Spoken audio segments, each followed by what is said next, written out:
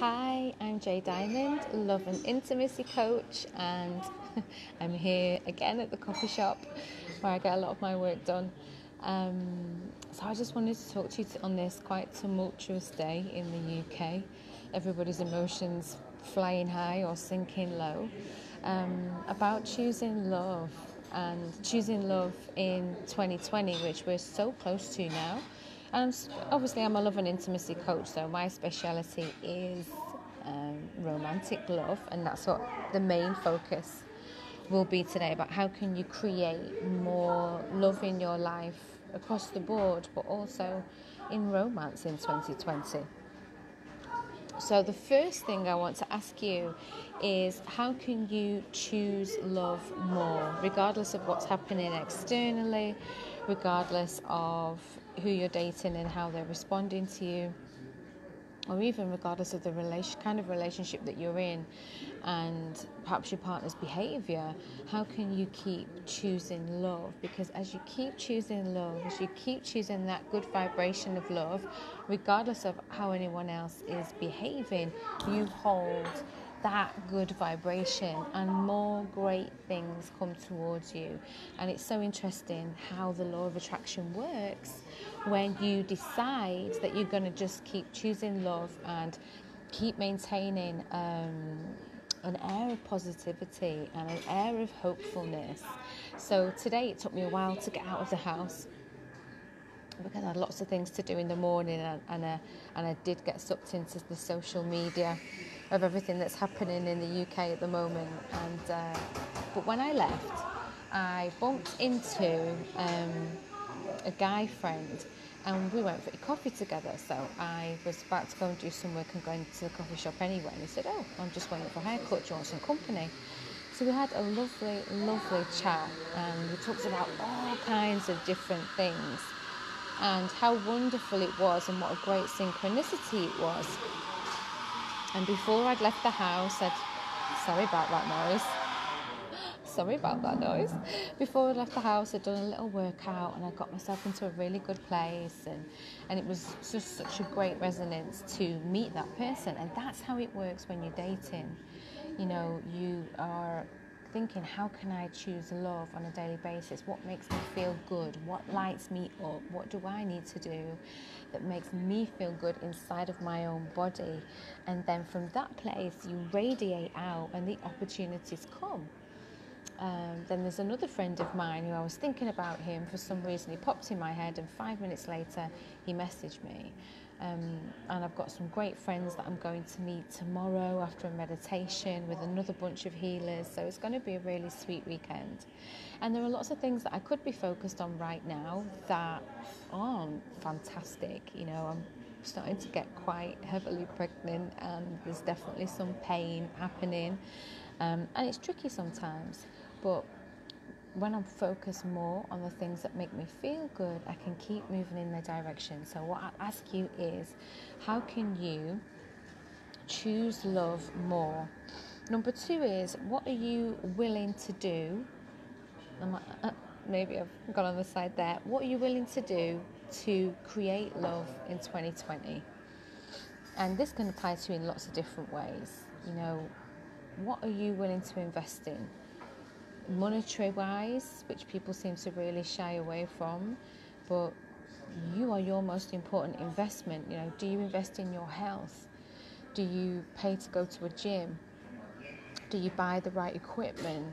Do you invest in organic foods? Do you buy high quality water or fruit and vegetables rather than the 99p microwave meal? Because that's not investing in you.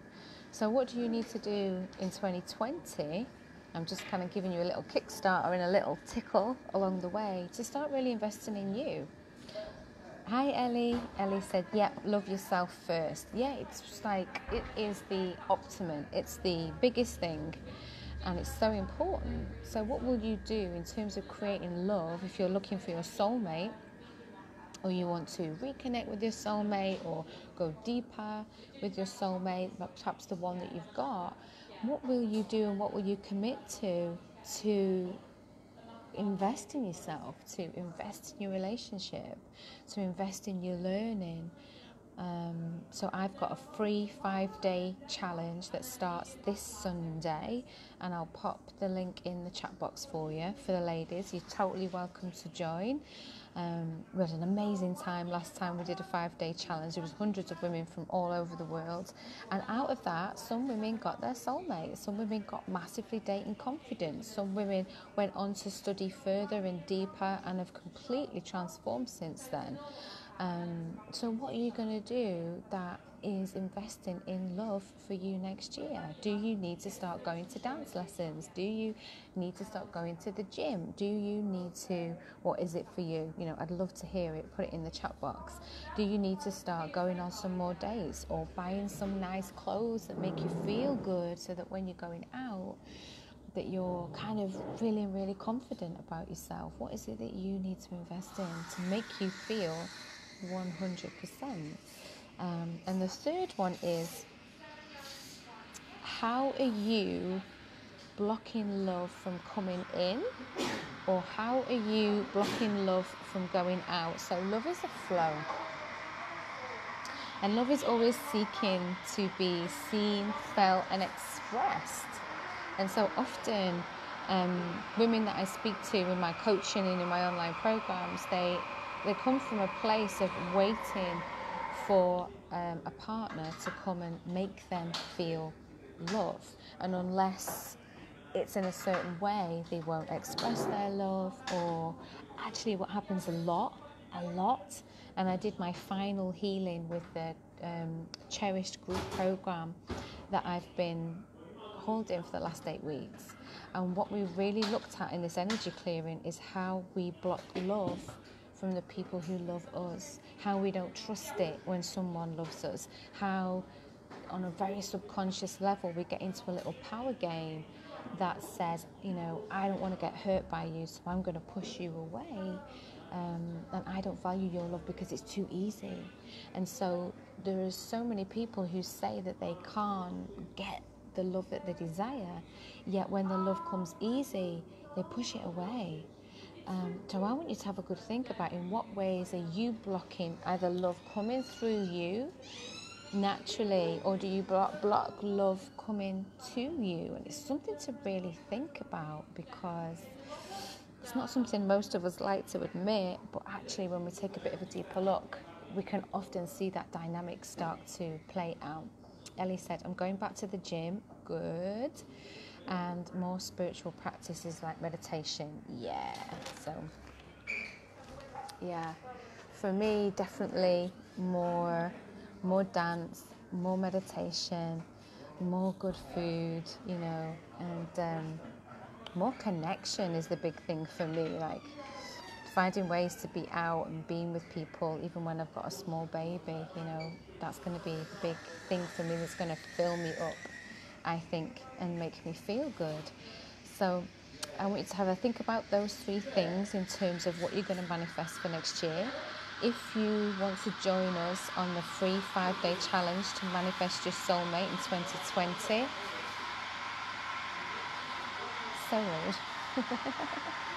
Then I'll put the link below. Even if it's not for you, tag a friend